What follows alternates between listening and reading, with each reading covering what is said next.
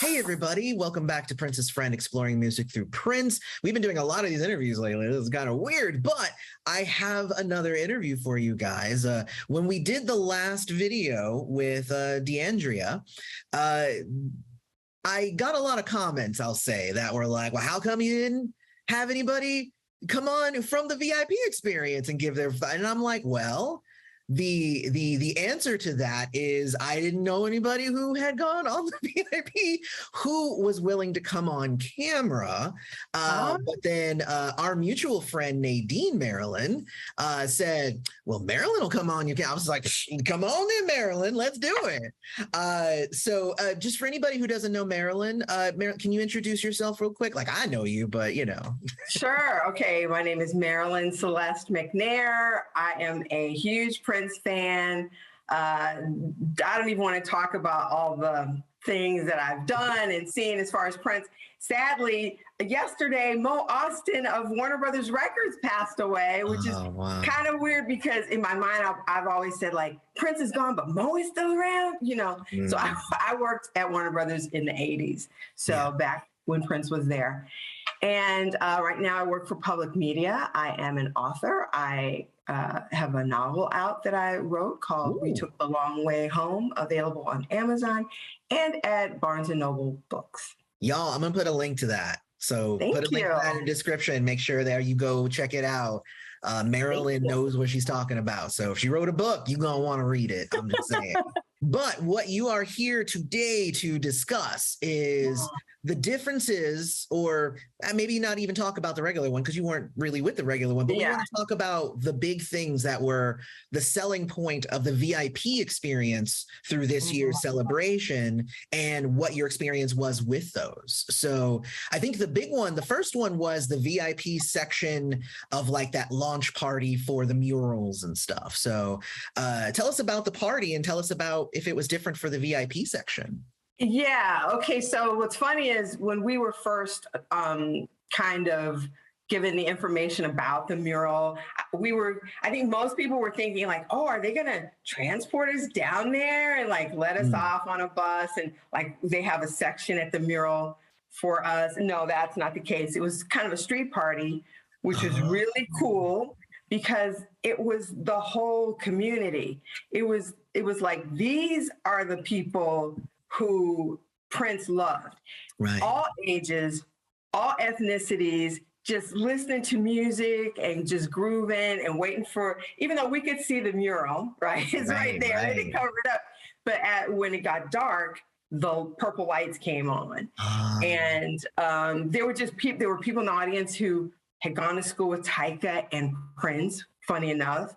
And it was just like a neighborhood block party. It was fantastic. Yeah. So we went from there, went from that and just like migrated down the street to the W, the former Fauché Hotel. And oh my gosh, it was a great party that they had. Linka Paris was the DJ, and she's so sweet and just so wonderful overall. And the thing that they had that was kind of interesting a couple of things. One, maybe not as interesting because there were complaints, but okay, so there's the main, floor of the Fauché, and then, like VIP was ushered upstairs where they had a room set aside where they had special drinks and they were gratis for, like there was a Purple Rain drink or something like that, and something else. I don't really drink. Right. I said, I'm getting this drink. It's, I feel like I paid for this drink. So it was super strong. I probably took one sip. One sip, and then you were like, woo! I know, dancing on the table. That would have been 2 sips, Eloy. Okay. You only took one, so we're safe still. Okay. Exactly. So what's funny is inside that room, they had a special gift for us. Okay, so a lot of people complained. I was like, oh, it was a little black box. Okay. And I tend to not open things when I get them. I like to be surprised like later. Yeah. But everybody was, I was like, okay, so what is this? It was I don't know if you've heard about this already. No, I have not. I haven't heard anything. It was a cross between, it's like a handkerchief, like kind of deep dark purple, like an eggplant purple with a little symbol on one of the corners. Okay. And people were like, what is this? A napkin? Like what, what is this? You know? And the thing is, full disclosure, the estate didn't have anything to do with it. Mitch McGuire was like, we didn't have anything to do with it. The hotel wanted to give you guys a gift. That's what it was. Oh, that's so nice. You know? And it was not. Hey, guess what? I use it as do-rag. So if it was big enough to do that, I was thinking maybe it was one of the ones you like the pocket chief. No, not a pocket square. It's big enough to put around this big head and keep my do in place. So I'm happy. And Claire gave me hers. I was like, two do-rags. Oh, wow. Winning tonight, right? Double it up over there. That's awesome. So it just in the periphery, like there were people outside, like Damon Dixon was there, and I think Kirk might have been there as well. They were just kind of outside this room that was set aside for us to come and listen to Robert Whitman, right? The photographer who did the early Prince photos, right? And wow, that was the most fun talk, just listening to him kind of talk about, he's kind of a hippie guy, you know, back in the day, and how he ended up getting the assignment to photograph Prince, and how he got into the business as well. And it's so funny, I didn't realize he was my Facebook friend, because later I went up to him, I said, you know what, if you had brought your book, as you know, that's a very expensive book that Robert Whitman, those early photographs. I said, we would have bought this like here in this space. We would have gotten it right here. He was like, oh, I didn't think of that. I'm like, y'all didn't think of that? Y'all just leaving money on the table over here. You can't leave money on the table. We would have sold that out. We would have had a problem. But anyway. So Mitch was the host, and he asked him questions, and it was beautiful. I mean, and then they had some outfits in like road cases, encased in glass, that were there for us to like see and take pictures with. Bobby Z was there, Matt Fink, their wives were there as well. And it was just really nice. They had some things set up in the room for us to have photo opportunities. So. That's cool. That's really cool. Yeah. So that was the first night. Okay. So that was the first night, and everybody could go to the party, but as the VIP, you got to be in the VIP section where you got to do all this really extra fun stuff and get a gift from the hotel. Right. Exactly. I like it. Extra stuff was upstairs, and you had to have your VIP access to. Gotcha. All right. So then second day. Ooh. Yes. I'm always like Wayne's World when I'm walking around and I got a badge. I'm always just like, like this is, I'm supposed to be here. I'm supposed to be here. That's me. Exactly. So it looks like, because I went back to the page here, the next thing was the Real Music by Real Musicians experience. Is that the thing in the studio where you got to actually? Here's the weird thing, okay? Because I had to do a little reconnaissance last night to talk to people who were other VIPs, because there were sections like you were VIP, you had a number, this number through this, like 0 through 50 A, and then like 51 through 100 B. So because I had to go find this so I could refresh myself. Oh, your schedule there, cool. Yes, exactly. So I won't misspeak, hopefully. Yes. But yeah, I was 151 through 200 VIP D. Okay. As in super dope. The super's in. Well, that's honestly good that so many, that tells me that a lot of people went the VIP route. So that's good.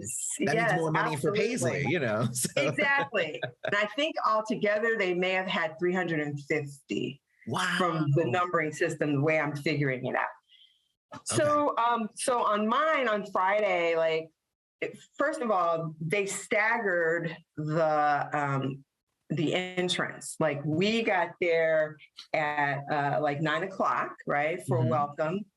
And the people who were GA, they came later. They came at 11:00.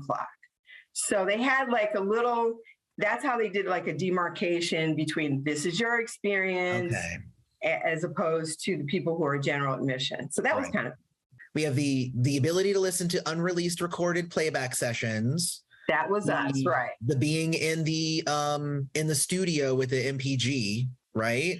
Now see what? Here's the thing. My group didn't get to do that. We went the next day. Okay. Friday, there were 2 sessions with MPG, watching them kind of put a song together, from what I understand, with Prince's voice, like directing them as to what to do.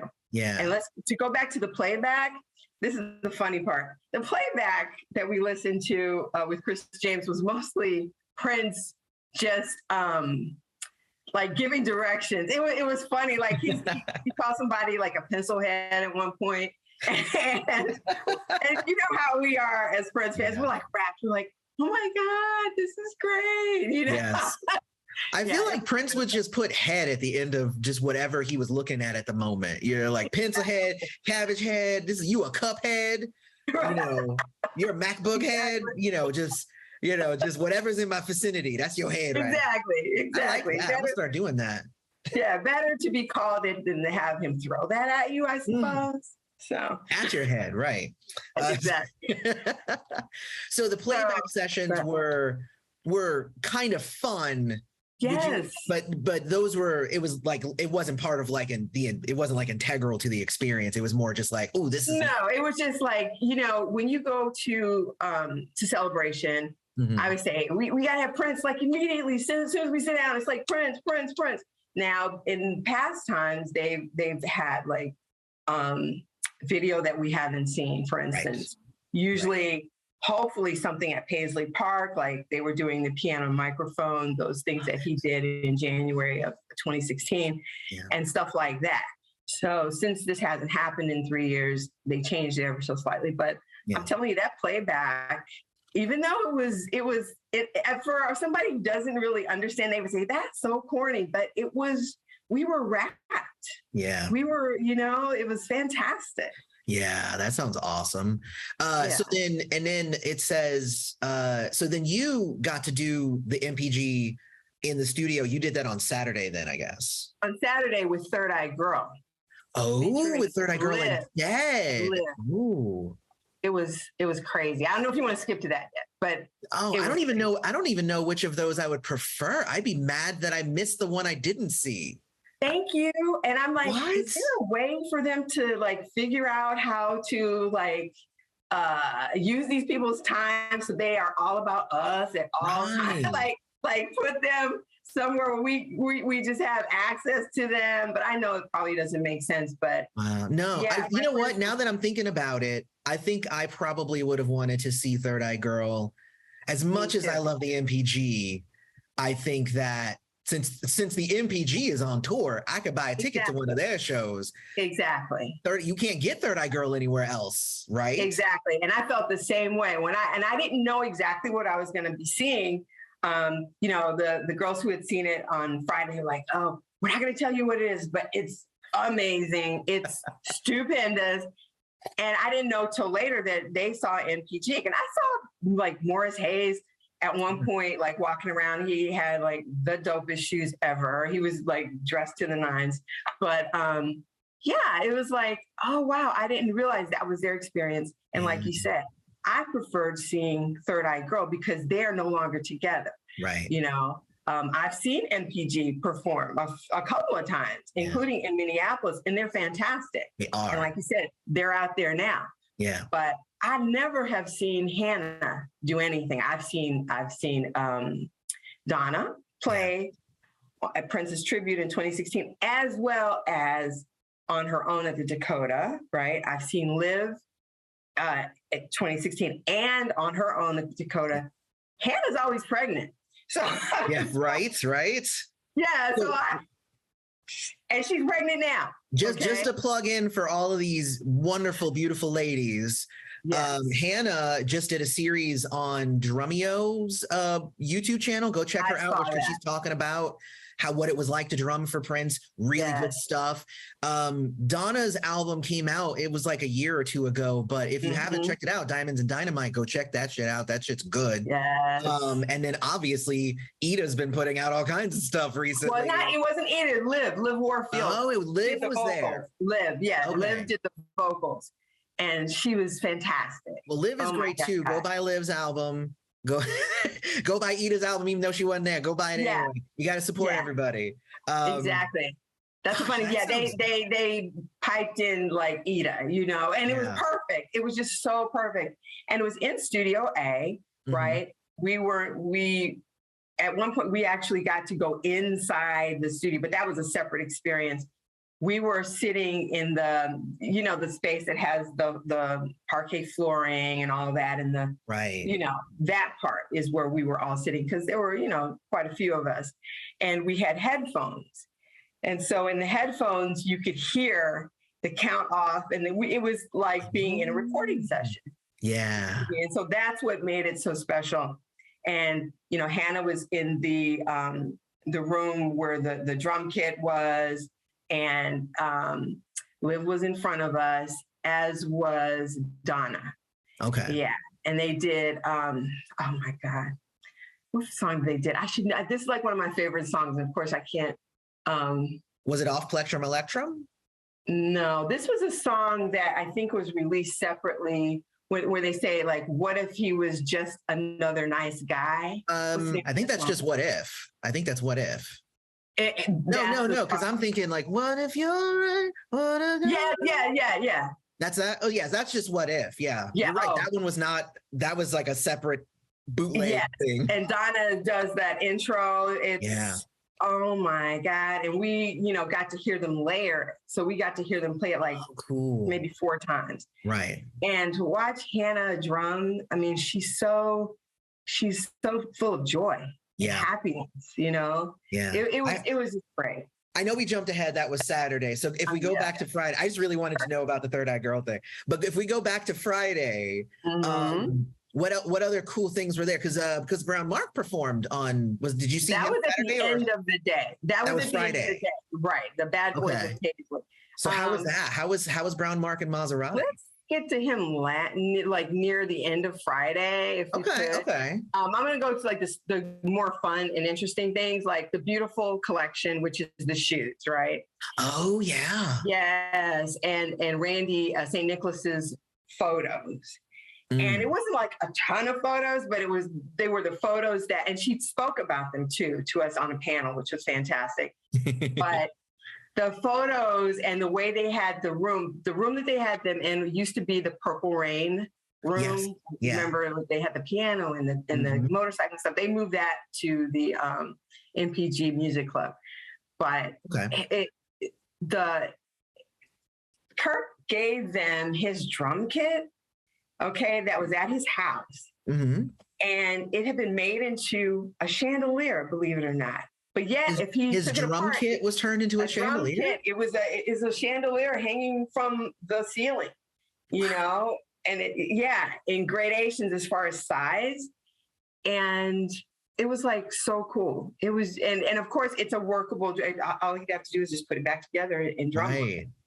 So that was very special, and those shoes, we got to spend like an hour with those shoes.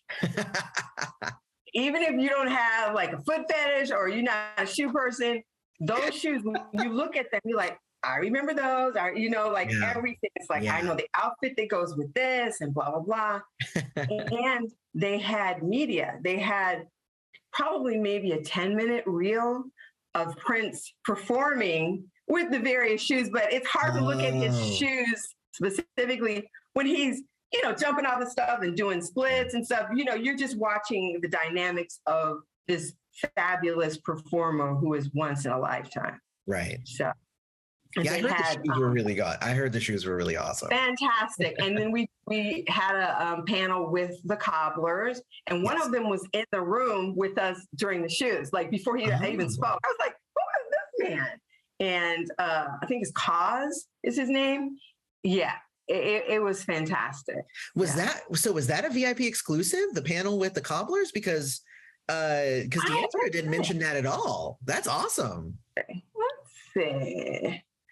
Was that a special panel?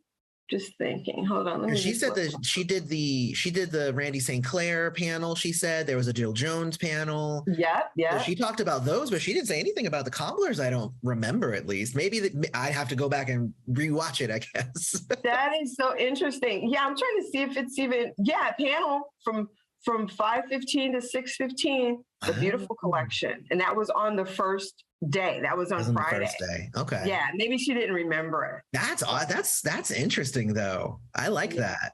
Yeah, it was great. And then that's getting into like the nitty gritty right there. That's just like we're gonna bring in the people who cobbled his shoes. Exactly. It was really interesting. And plus, everybody knows Andre's number one in Los Angeles, right? The cobbler, I think his name is Gary. He was like there as well, talking about the shoes that he made and when they started making shoes for Prince. And yeah, that was pretty dope. So. That is pretty cool. Yeah. So what else did we do? Jill Jones, you know about that. The Jill Jones one, and then Randy St. Clair. Or St. Nicholas. St. Nicholas. Why did I say St. Clair? I said, I don't know. St. Nicholas. Tom Garneau, who is an engineer. Yes. Yeah. He was super interesting. I've heard him on Podcast Juice, I'm pretty sure. I'm glad that he's getting some shine. He was very, very interesting and funny. And Dwayne Tudall, as you know, like was the moderator for most of the panels, and he's funny and he keeps it moving, which is great.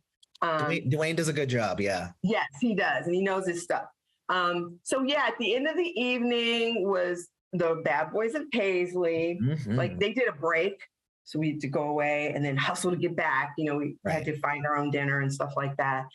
And I do want to mention that they did feed us at breakfast. We didn't know, like, if they would. And it was a nice surprise because we didn't know. They never said it. Yeah. You know, people were like, you know, as we gathered in the parking lot and we were like, you know, trying to eat, you know, like a banana or something, like, you know, trying to make sure you're good. Then we went in and they had food from People's Organic and they served us and we had snacks all day inside the music club. That was where we ate and we talked about everything. That was like the main meeting place. So that was pretty cool. That is cool. And in previous years. They fed us years, lunch too. And yeah, they fed us lunch both days and breakfast both days. Wow. Okay. Yeah. Because in previous years, they've done lunches. They would have lunches available, but you had to eat breakfast before you went. Lunch would be available. And then after you were done, you could go and eat dinner. So that's cool that meals are included. You didn't have to buy a separate meal pass or anything. That was just. No. And they actually had some things outside, which I didn't go to because I thought it was kind of windy. The weather there is weird. You know, like last year in June, it was 100 degrees every day. Oh my God. This year, it was like maybe in the low 70s. Yeah. And windy. Yeah. So I didn't enjoy that. So, I heard that they had the food trucks. And DeAndrea said she did go check out the food trucks and that they were really good. So yes. Kirk Johnson's sister had like a soul food truck. Oh, cool. People could not stop talking about the food. It was like delicious. Yeah. So yeah. But Bad Boys of Paisley. Getting back to the Bad Boys of Paisley. Sorry. They were, okay, so it was kind of Maserati, you know, Tony Christian was up there and the various other folks. You know, Mark is a fantastic bass player. Of course. And he played a couple of his songs and then he kind of got into some Maserati stuff. And I feel like they also played a couple of Prince songs. They did. G Sharp, as you know, Greg saying he was there, and they did a pretty good job. Honestly, the energy level I just feel like it was not as wonderful as we thought it was going to be. I think that's the honest opinion and the honest assessment that, like, when you saw them on stage, the stage almost swallowed them up. It was like they weren't, it sounds weird, big enough for the stage. Right. You know, and yeah, there was just a lot going on in that. And I'm glad I got to see them. I've seen, you know, when Mark was putting, because he lives here in the Atlanta area, and when he was putting Maserati back together briefly a few years ago.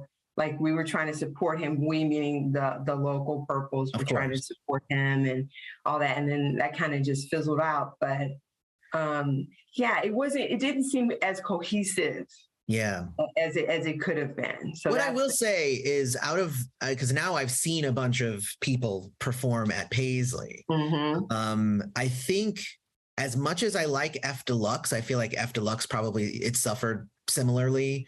Like, they didn't fill they didn't have a large enough presence. Whereas like somebody like Jesse Johnson, the stage was his.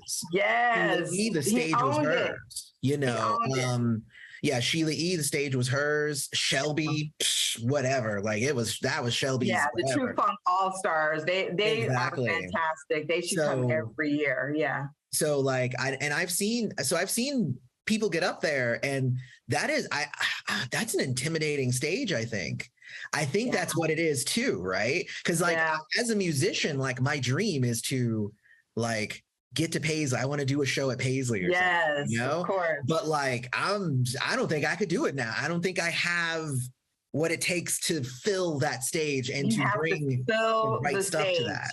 And you're right. It's so funny that you brought up F Deluxe. You were there when all that happened, and it was kind of like the energy. It just everything kind of just. Yeah, it wasn't bad. It was just. It was just kind of there. And I see lots of people, I talk about this all the time, like Smashing Pumpkins is one of my all-time favorite bands. And I own all their albums and I know all their songs and everything. But I went to go see them live and they stood there and they performed their songs. And I was like, okay, like that's good, but why did I pay extra? You sound just like the record. Why am I coming to see you live?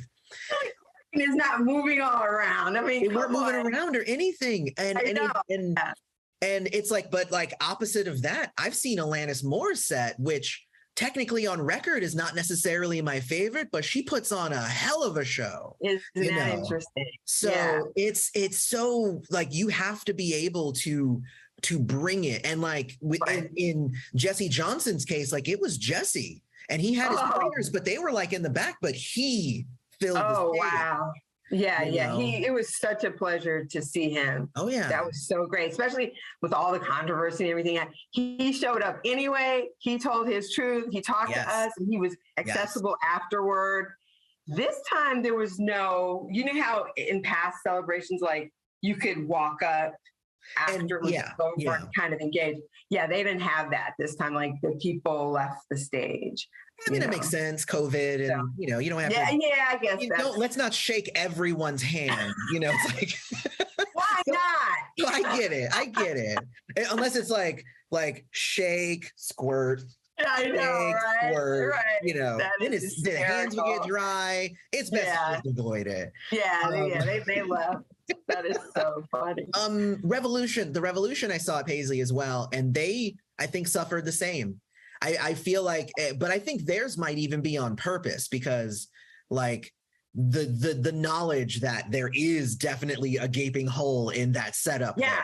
Because all you think is Prince should be here. Prince should be here. That's all. It's so funny that you're saying this aloud, but yes, I feel the same way. And I've seen them not just at Paisley Park, but I've seen them on tour here in Atlanta, and people came from all over. I mean, people came from Kentucky and North Carolina and just all over. And we had fun, like in the audience, we were, seeing all the Purple folks and meeting people. That was fun.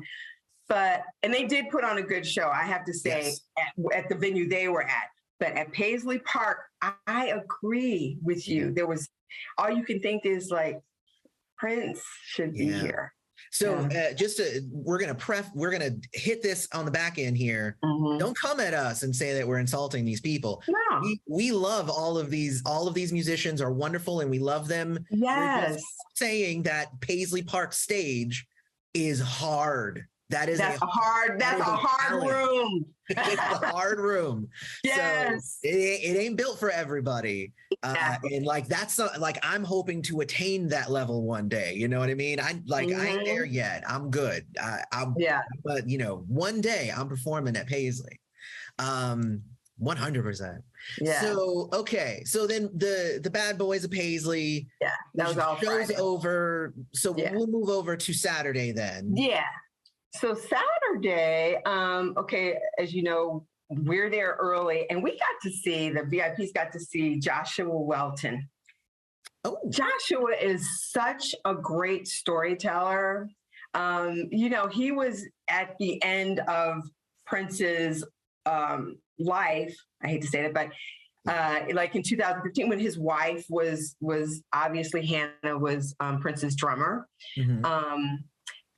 Just want to say something quick. I got to speak to Hannah after our experience. I got to speak to Donna and Liv, and I wanted to tell Hannah and Donna together that the fact that they, and I know you know this, in 2013, when they did the 3 nights at Montreux, mm-hmm. where like one night was horns and it was funk, and then one night was like rock and roll, and then one night was like the hits. Mm-hmm. Those girls killed every night. They could play anything. Yeah. A testament to not only their musicianship. You know, when you listen to Donna, you sometimes don't know where she ends and Prince begins on that guitar. 100%. 100%. Yes. And that was always something that I said about Third Eye Girl is that not only is the stuff that they did with Prince amazing, but mm-hmm. when Prince would be like, let's get into She's Always in My Hair, let's get into this song, let's do some funk, let's do this. And they could do it all. They did it all. Also to see them and how each of them is just flourishing and just growing so much individually now, that just shows how concentrated the talent was in this little quartet that had one album. You know what I mean? And a testament to Prince, like he can pick up. It's like he can pick up. You know what I mean? Yeah, exactly. But getting back to Joshua. Yeah, so Josh, so I like Josh. Josh is dope. Oh, he's so funny. You know, he has his own kind of mission in life, you know, with pastoring and being a minister and what have you. But he was just really funny, very joyous. And I said, Hannah's pregnant. And when he couldn't remember something, he'd be like, babe, what day, when was that? And she would be on the side of the stage with their little kids. Like, it was blah, blah, blah. And they were, them playing off of each other was just hysterical. And it was just really precious. Yeah, that's literally me and my wife. I don't remember anything. He didn't remember. So Josh, and then you did the Third Eye Girl studio session. Then then you get to the live on the big screen after that? That was at the end of the evening. Like that was the last big event before like the DJs came. Let me tell you something special that we did. I don't know that I don't know if everybody did it or not. And if once I mention it, you'll say, oh yeah, everybody did that. I don't know. But we got to take a picture in Prince's, what used to be his editing suite that's right next to his office. Mm-hmm. Like when you go on the Ultimate tour, you get to go into his editing suite and you sit in like these director's chairs and watch footage, right?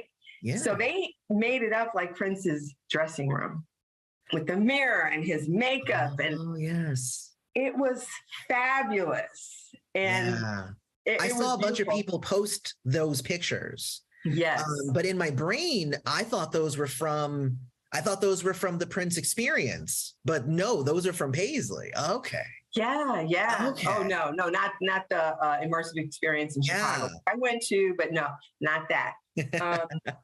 This really cool. It was beautiful. And then when we got two pictures, one facing his mirror, right? You know, with the makeup and stuff, like you weren't supposed to touch anything. You already knew that. And then one where you're sitting out and his guitar is next to you. It was just glorious. And I don't know if other people got that. The other people, meaning the GA folks, got that or not. Right. Has anyone mentioned that? No. But I've seen the pictures. So I guess now we'll assume that those pictures were from VIP people then. Yes. It was wonderful. And that second night, I think, is when we came in, we got a ticket for the, and I think everybody got this though, the ticket for the 7-inch record. Oh, okay. You know, it was a clear 7-inch record that is based on the music that was in the performance at the end of the night where MPG performed. No. Yeah. Okay. So that was a nice gift from Paisley Park. But so you want to skip to what happened on stage? Yeah, let's talk about it. Let's talk about because honestly, this is the one that I'm so mad that I missed it, because it was the New Power Generation, but it was a show at like the Glam Slam.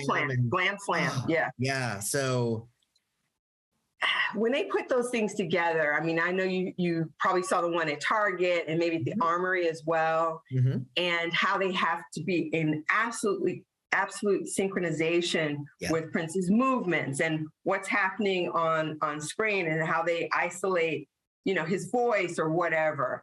And apparently this was Kirk's baby. This was his doing.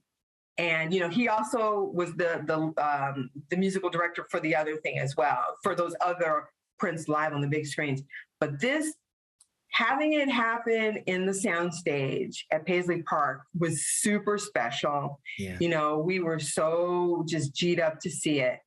And it was wonderful. I mean, this is Prince in the 90s. Yeah.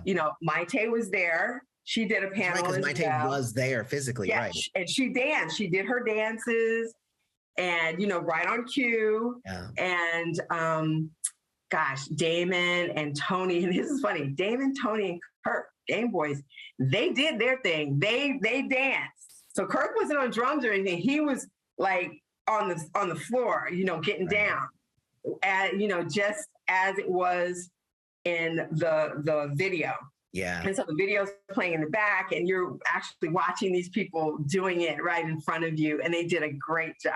They modified things ever so slightly, as you get older. You're not trying to kill yourself just so you can yes, exactly. entertain some folks, then you'll never do it again. The biggest problem that I usually have whenever I go to the live on the big screens is knowing where I'm supposed to be looking. Because just looking at the screen seems disrespectful to the people who are there doing the music live for you. But then if you look at them, you're missing the stuff that Prince is doing on the screen.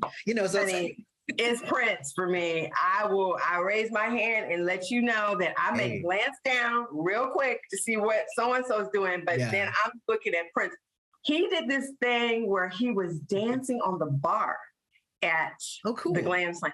I mean, he was killing it. It was crazy. I'm like, I don't know how wide the bar is, but he was just doing all this stuff. And he was like, just like singing and rapping, and it was crazy. It was bananas. I try to split my time 70-30, You're good. You're better. I try to be respectful to the people who are there. Because I know I did watch the Game Boys. I did. I was like, look at that, they're doing their thing. Everything's great. Yeah, because that's tough to put together. And in previous conversations that I had, I learned that essentially, you're right. Kirk would do the drums, and it would be Kirk doing the drums. So Kirk was in sync with the video, and everyone needed to be in sync with Kirk.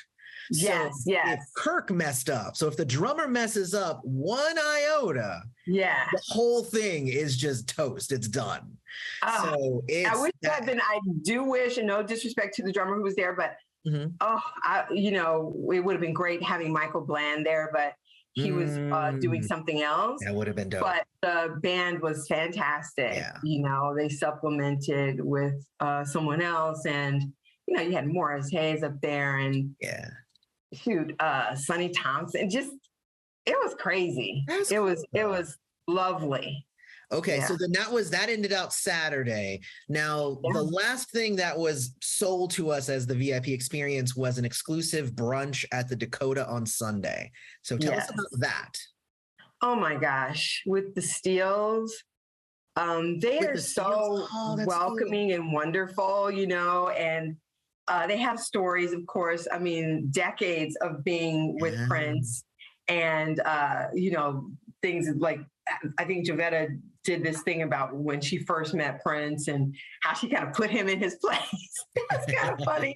And it worked. But yeah, it was just great watching them do their thing and just loving on him, loving on us. And we gave them so many props. And Levi was there. Levi Caesar, who was, of course, the night before on stage as one of the original members of NPG, right? He was there as their guitar player, the man with the blue guitar. Very cool. Yeah, it was beautiful. They did Strolling. So funny. Oh, cool. Well, yeah, because they were on Strolling. Yeah. You know what? You know what I will say? The biggest thing that I remember. I mean, I love the Steels music and stuff. I actually did a review on my channel for Superhero, the song they did for Handy. Oh, sure. Shit, what was the name of that movie now? Oh, the David. I know which one you're talking about, but it was a Superhero. But they did that whole song. With him.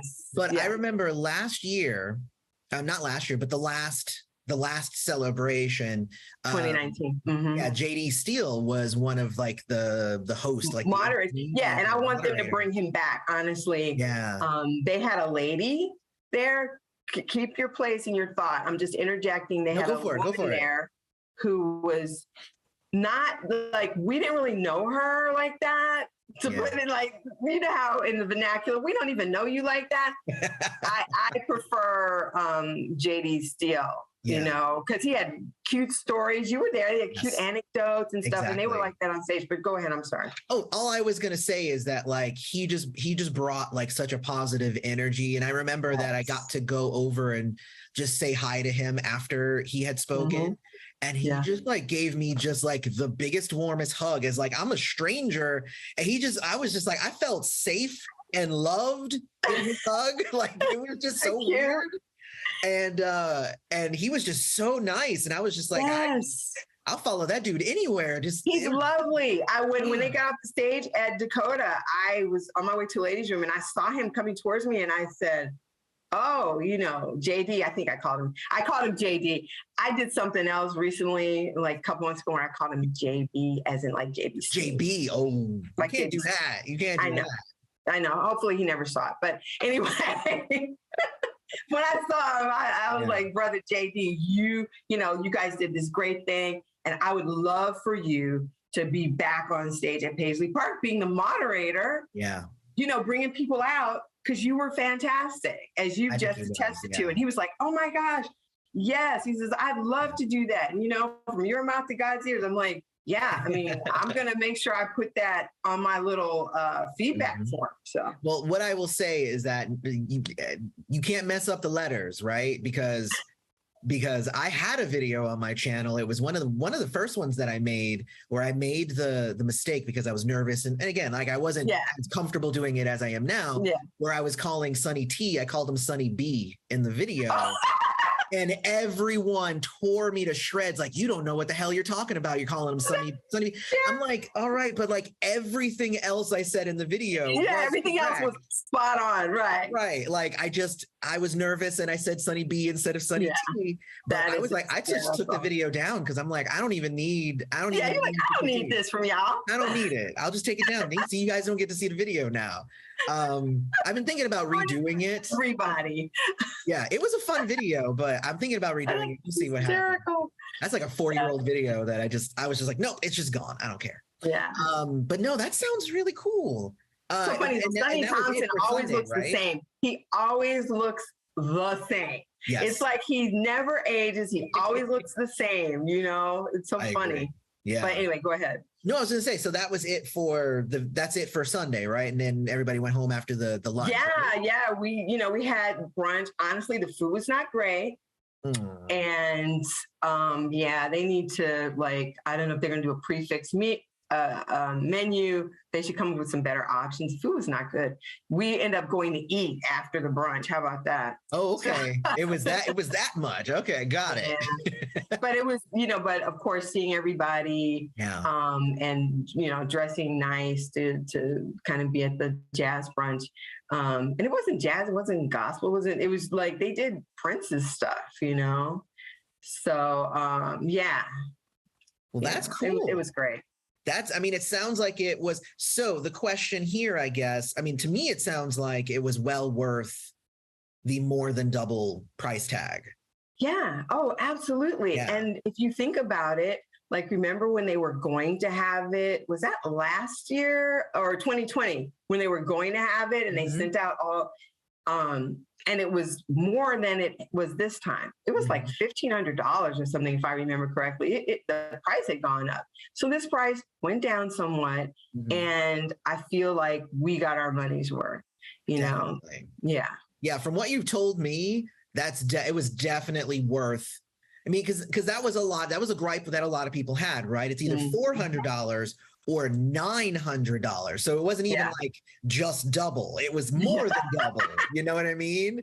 You probably would have sold even more if it was like 400 and then 700. You probably would have sold 1 billion VIP. Everybody would have went VIP. But when it's more than double, it's hard for people to like grasp how much value there is in that. It's like, my thing is, when that comes up, go big or go home if you can afford it. I mean, you're not supposed to don't break the bank.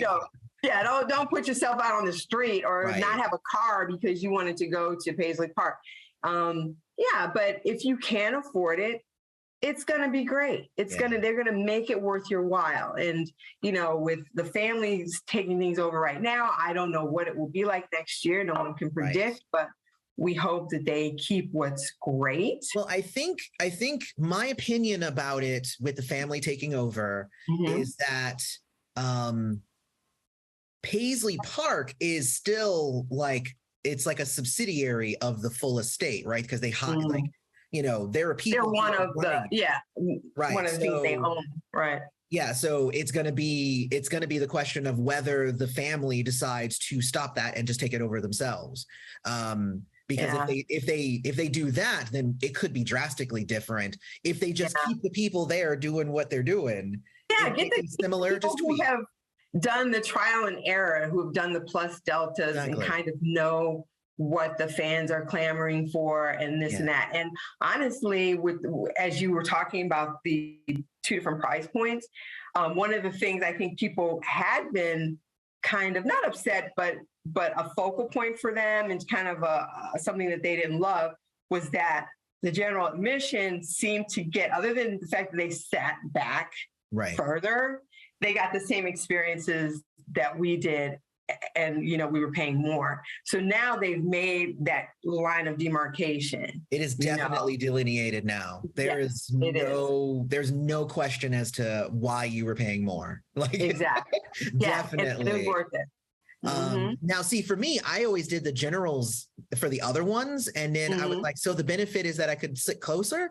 Well, I don't want to do that. I actually like sitting in the back when I'm at a concert because I like to see the whole stage. Yeah. You know, so I actually then prefer that anyway. So you can leave faster if you want to. Right? And I could leave and, you know, I could hit the bathroom without bothering people if I need to. Stuff like that, you know, just logistics. Like, I got you. Yeah. VIP is illogical.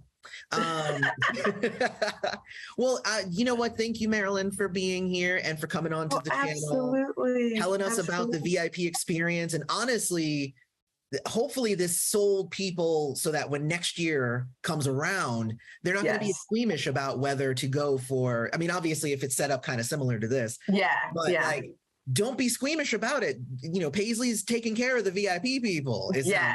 So. Just go ahead and click that box. And because some people who are thinking, like we used to say when we play cards in Detroit, think long, think wrong. Okay. Exactly.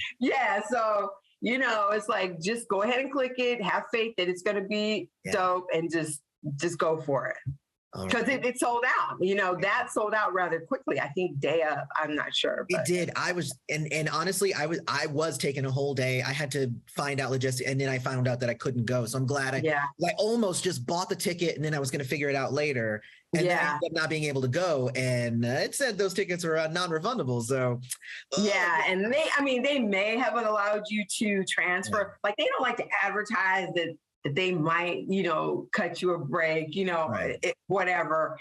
Everything is on an individual basis. I understand why they do that as like a blanket statement, so people aren't clamoring to do things because they weren't thoughtful in the first place. But Paisley Park is pretty cool in that way. I would have bought it. I mean, I'll prepay now for next year if that's what they're doing. I mean, I'll just to make sure that I get my VIP next year and all that. Exactly. And then like if you had to transfer it, I think I think they would have allowed it. I think it would be because you couldn't come. They're not going to be like, no, we have your money and screw you, you know. No, and I guess what I'll say here is when I was looking at the tickets, though, this was an interesting thing when it came to the logistics again. It turned out that VIP was more logistics, right? Because when I was doing my plane ticket purchasing, and this might be something for them to think about in the future. Yeah. When I was doing my plane ticket pricing, if I came home on Monday, the ticket was about $300 less than if I came home on Sunday. So so basically it was worth it to just buy the VIP ticket and stay the extra day, because then you're saving on the plane ticket. Yeah. You know, so that was going to be my plan. I was going to do VIP just because it didn't make any sense for me to not have that extra day and pay a bunch extra to come home. You know, so I think that for the general admission, I think the best thing that they could do would be to not have a whole day where only the VIP are getting something. Like they should have done, even if it was just like a lunch social at Paisley on Sunday. Where just all the people who were in general could all just congregate and hang out with each other. That might have been something still to have an event on Sunday. Right. I see what you're saying, rather than have it kind of off campus, so to speak. But I think the reason they did that was because they wanted to get ready.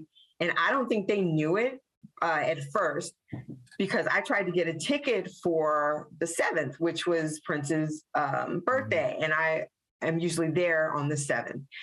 But they didn't have any tickets for on sale. And I said, well, what about the 6th? I see that's blacked out too. They're like, right now that's not available. But what happened was me and a couple of other young ladies from Atlanta went on the 6th. So think about it. We did the whole, you know, partying at Paisley and the whole thing on Sunday, you know, get a little time to relax. Monday on the 6th, we were back at Paisley Park. First and only tour, 9 a.m. for the ultimate tour. And it was fantastic.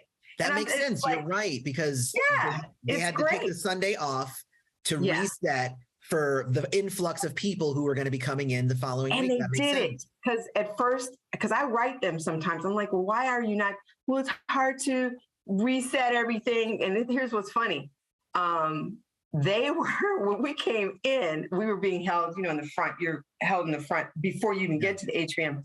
We saw them with these little carts of Prince's outfits, like scooting down the hall real fast, like, you know, like his Tora hat and, you know, and all this kind of stuff. I'm like, oh, they're setting up the soundstage for us. I mean, they were literally doing it while we were going through security that morning. So, but when we got into soundstage, everything was set up. I like it. Yeah. They're efficient, right? They're like, you don't have to come in. It's fine. We can do it in the morning. Yeah, they did it. I give them credit for doing that because I mean, we're good. It's like, you know, I can spend all this time at Paisley or doing other things in the city, and then I want to come back to Paisley, whether it's the next day or the day after, again, just because that's what I like to do. So, and I'm not alone in that. So you are not alone. And thankfully you're not alone, because that's what's going to keep Paisley going. You know what I mean? Exactly. Well, thank you so much for being here. We're going to cut the video here. But thank you so much for coming and listening to me and Marilynn discuss the VIP experience this year at Celebration Paisley Park. Don't forget to hit like and subscribe and all the YouTube junk. And until next time, may you live to see the dawn. I love you all. See you guys later.